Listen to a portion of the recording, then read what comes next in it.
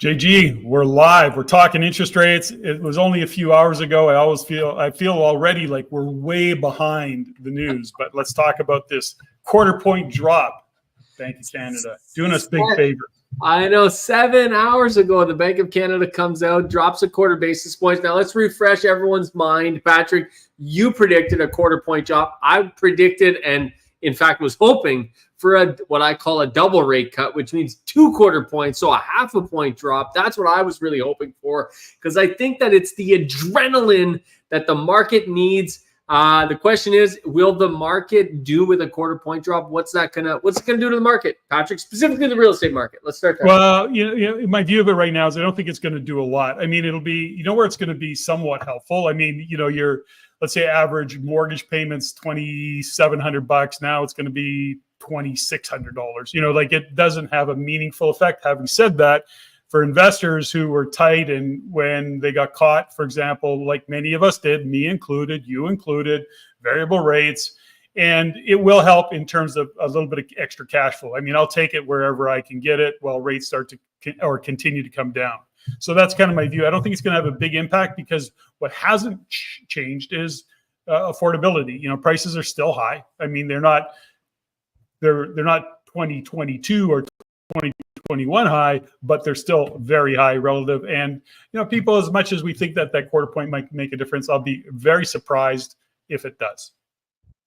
Are you ready, Patrick? You're going to be shocked at my answer. I'll tell you, you're going to be shocked. So at Visture, in case people don't know that are watching this, we manage properties obviously for ourselves, but also for we got 200 clients across Peterborough and Lindsay and Aurelia that we manage properties for. And I'll tell you what, I think this is going to hurt the market, not help the market. And I'll tell you why. Isn't that interesting? And I know this is not something JG typically says. It's pretty rare for me to say this. But the reason, Patrick, is because the market needs an adrenaline shot to get over the hump. And this little minute quarter point will only delay sales. I think people are now kicking the can down the road to spring. Yeah. I think we're in the wait and see game. This is going to hurt the market, not help the market. Yeah. But I think that there is a tidal wave of deals coming through the market. Now, we don't sell real estate at Visture. We're a property management. We do construction, we do renovations, we do coach homes, we do densification projects, we do development. So we're only in the investment game. We don't sell real estate. But I do think there is a buildup of a tidal wave that is building up here. And when it lets go, it's going to let go. This is only going to make that worse. That's only going to make that worse. But for the current market, this fall market, it's going to hurt, not help. Interesting. It could be that tsunami that you're talking about, because I don't know if it'll be pent up demand, but I did hear somebody else give that similar view, a realtor, I think it was. Particularly in Ontario, you're going to see this have that effect. British Columbia, Alberta definitely won't have too much of an effect. If anything, Alberta will fire up a little bit more. But I think you make a really good point for BC and Ontario particularly, and that is that people are anticipating now another quarter. So they're going to kind of just delay. There may be a few sellers put some more inventory on the market, maybe. But I think you're right. I think it's going to cause a wait, which is not good because it is going to create an even bigger slowdown in the real estate market than we're experiencing in Ontario and British Columbia right now, which is very slow. The condo market in Ontario is, using the term melting down is not a offside comment. It's actually what is in fact happening. So you're right. A quarter point is just a big nothing burger. Did you listen to some of Tiff Macklem's speech by any chance? Did you get some sound bites? Listen, I rely on you to do all that heavy lifting, Patrick. So tell me what did you say? Well, listen, I wasn't even really, I wasn't even going to make a big deal of it. I'm glad we're doing this, and I don't have a problem. But I was pretty calm and going, big nothing burger, no big deal, kind of anticipated it. But I got really fired up. 2 parts. Number one, Tiff gets on there and he goes, we're just responsible. We want to keep inflation. We're as concerned about inflation going under 2% as we are over 2%. So in other words, that 2% is what they say supports the economy. And my only comment of that is that we have agreed that them slowly robbing us 2% every year is okay. So, when you think about it, what does it take to stay ahead of 2% inflation? And we know that that particular inflation number is always understated in terms of what the costs are in reality. So that kind of pisses me off. But then Trudeau and Freeland, they are, I mean, their incompetence is beyond belief, when it comes to these kinds of things in finance. They both stood up and going, our plan's working, good for us. We are doing everything we can to support Canadians. Our plan is in place. Interest rates are coming back down, as if they're taking responsibility for it. And I want to shake them and go, okay, interest rates come down. When, JG? When do interest rates come down? Usually when things aren't looking so rosy. When things aren't looking so darn good, right? The economy is going for crap. So we got to start to lower rates before it gets out of hand. But I think ultimately, I think the landing is going to get a little harder than people anticipated. And I think we got to kind of be heads up around that. Now, that's going to be more regional than cross country, but I think that's what's going on, and we got to be aware of it. Two, I got a couple comments on this. If people are still listening to this, and I hope they are, I said this is going to hurt the market. And I think, and I want to be very, clear, but what I mean is I think it's going to hurt the overall numbers in the market. Deals are not going to move. Things is going to sit around. Now that's going to hurt, and that's going to feel like pain, especially in the headlines, especially to the average person out there. Like that's kind of want to sell, especially those that want to sell their property.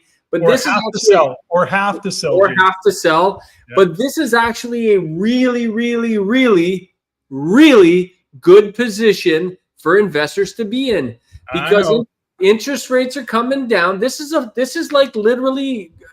becoming a Goldilocks scenario for investors, Patrick.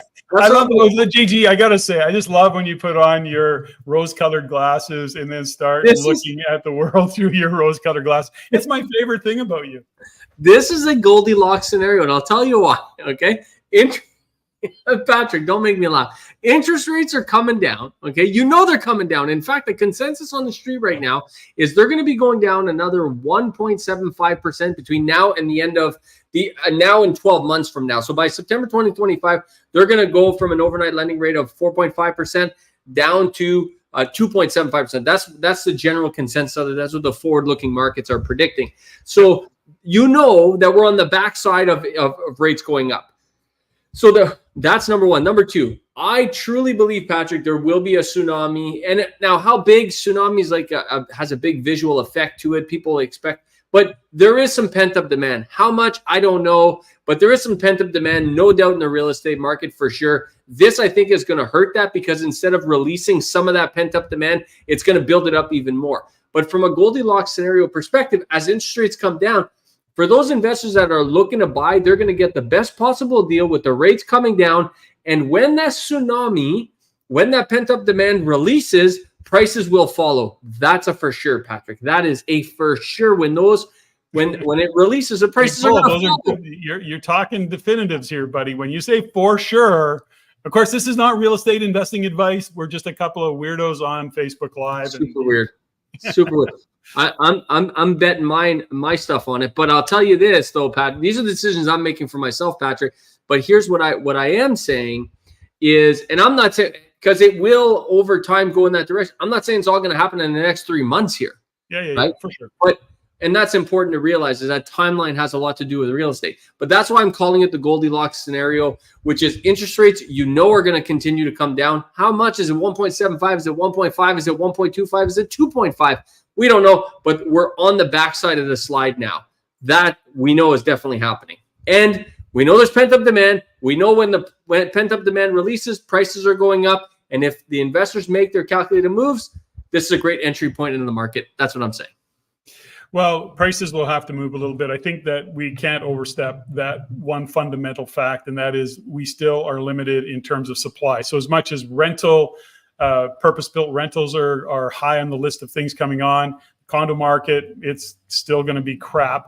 Single family is still an issue, or even single family as in multiple, like not five units or less, as opposed to multi five units or more. So when we look at single detached and those types of units, they're still not being built. There's still a supply issue. But here's the fundamental issue that we're got to just get grounded in. And I don't want to be always the doom and gloomer of this, although I seem to be. You already are. You're not a boomer. Well, you are a boomer, but you're a doom and gloomer and a boomer. Yeah, exactly. I'm not a boomer. I'm a doom and gloomer. But no, I think we have to consider that my concern with it all is that, to your point, I don't disagree with you in terms of things are going to kind of crawl along in the real estate world. The challenge that faces, because people are waiting, the challenge we face is our economy is driven, 8 to 10% of our economy is driven by real estate. So we slow that down through the fall and winter. I mean, there's a lot of realtors sitting there going, if I gotta, I gotta sell some stuff. I gotta get some things moving to pay the bills. So, but it's not just realtors. It's everything to do with real estate transactions. That goes to mortgage brokers. It goes to lawyers. It goes to everybody who's involved in that. People that work within the municipalities, the bureaucracy that, makes the world go round. So my point is that as real estate, if it slows down like you're kind of forecasting it will, and I don't disagree with you, the economic impact could be quite harsh. That would be my big concern about it. And sadly, I do disagree, or I do agree with you. But let's go back to trash talking Freeland and Trudeau. This is really the issue here. The incompetency, but the good news is, to whatever it means, we don't know. That's Jagmeets ripped up that agreement with Trudeau. Woohoo! What does that mean? We don't know. It could be nothing but, bravado and show and yeah. And I mean, he's out. I mean, NDP he's crushed that party, and so it should be. And that's the way I see Freeland and Trudeau in their level of incompetence is just still there. And that's what it is. That's my rant, and I'm being quite polite in my expression of it. Yeah, you are. You weren't that polite offline a while ago, Patrick. But now listen, you made a very, very good point, Patrick, which is I made all these statements about the Goldilocks scenario, but I do want to qualify, and I do want to specify that I'm in the world of single family duplexes, triplexes, fourplexes, in very good markets. I mean, this isn't, real estate is not like a general, it's like, where's the weather going in Canada right now? There's a lot of answers to that. It's storming here, it's sunny there, it's raining over here, and it's snowing in Calgary, because it seems to always be snowing in Calgary. But, it's the same with real estate. So that, my Goldilocks scenario really is outlined to that single family, especially when you add a secondary suite, especially when you add a coach home to it. Right now is a phenomenal entry point into that part of the market. Condos, I don't even want to talk about condos. I always hated condos, Patrick. I've never been a condo fan. Yeah. Well, I'm less of a fan because sadly I own some. Listen, I've had them long enough to pay for pretty much. But anyways, hey, and because we got a couple of viewers on there, I would like to know if you guys can tap in. What do you think? How do you see the interest rate drop? Just type it in there. Is it good or bad? You don't care. I will tell you, Patrick, that, and I'd love to hear from the viewers and those of you listening after the fact too. Please put it in the comments. Yeah. But I will say, Patrick, that and I speak to, just like you, we both speak to hundreds of real estate investors every single month. And, there's no doubt real estate investors have been wanting and needing something positive, something to bite into. And even though these quarter point drops are not huge, it is moving in the right direction. It's a hell of a lot better, dude, than a quarter point raise. That's for sure. And it's also better than them doing nothing. So it's moving in the right direction. And, things like, because credit cards and because lines of credits are based on variable interest rates, those payments are coming down. And stuff that wasn't feasibly possible. Like, let's just say somebody was trying to do a secondary suite in a basement last year, and they couldn't because the interest rates on their lines of credit was 7.5%, 8.5%. Well, now those interest rates are in a much better place now. I checked earlier today, and I'm able to get like line of credit money for in the high 5s, low 6s. I mean, wow. That makes the deal, that makes it feasible again, right? Yeah, so, not everybody's a doomer, gloomer, boomer. You know what I mean? Like doomer, gloomer, boomer. That would be me. Well, listen, and sadly, I'm so in the kind of research of it, and I see a much bigger picture. And that's not to say I know more. It's just that I'm inundated more. It's hard to be optimistic when you're getting hammered with all the bad news side of things. I want to say you need some new glasses, Patrick. I need that rose-colored pair.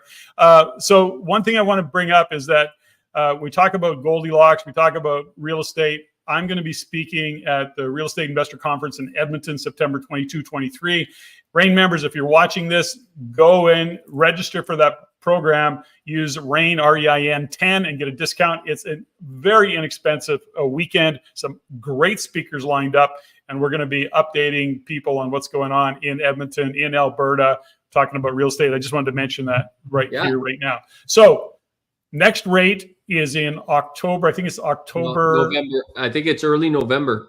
It's early like November. Okay, so September. Yeah, you're right. Early November, probably another quarter, probably. And we'll see what happens there. I don't know if there's one in December as well. The consensus is that we're going to get the consensus yesterday before today's decision was 3 rate cuts before the end of the year. 3 rate cuts. Yeah. That could have happened. What I was hoping is a double today and then a single on the next one. That's what I was hoping for. Now, the fact that they went single, Patrick, I'm holding out for my double prediction. I think the double might happen on the next one. No, maybe. I hope you're right. I mean, I'm not going to complain if we get a reduction in interest rates, but let's really consider what that really means. And what it means is the economy's not doing all that well, and they're being generous, and they're going to give us only 2% inflation. They're only going to steal 2% of our money every year. No big deal. It's only 20% over 10 years. Gosh, we'll hardly even notice. So that gets me fired up. It's actually much more. It's actually much more than 20%, Patrick, because it compounds, right? So of course. But anyways, we didn't want to go down that rabbit hole. Okay, well, hopefully that's our view of what's going on. Rein it in. This is what's happening. This is how JG and I see the world today. It's really about the incompetence of our government and even our, Bank of Canada, Governor Tiff. These guys, they got to go. We need better leadership. JG, you and I should, Patrick for Prime Minister. I've been saying it for years. Patrick for Prime Minister. Trust me, I wouldn't last 3 minutes. Okay, folks. Well, listen, thanks for listening. I hope this has been helpful. JG, thanks for signing on. Thank you. We'll see y'all later. Have a great day.